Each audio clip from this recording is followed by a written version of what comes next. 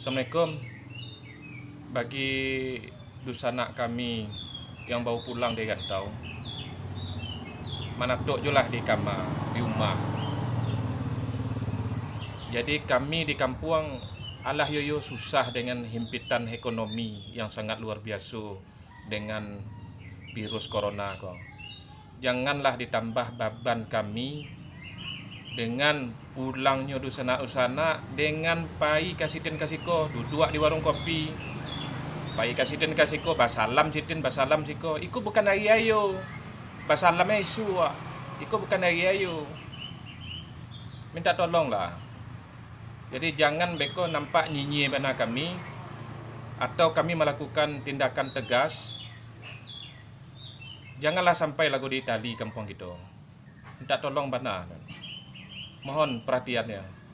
Nandak pulang kami tidak larang.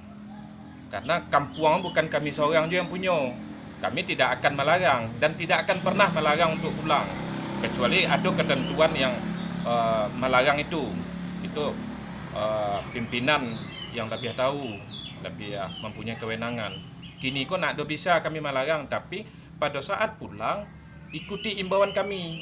Jangan nak basalam kasitin kasiko, kemudian lagu orang kemagahan ni nah. Pai minum kopi. Kami je mahindan di warung kopi gini. Demikian, makasih. Assalamualaikum warahmatullahi wabarakatuh.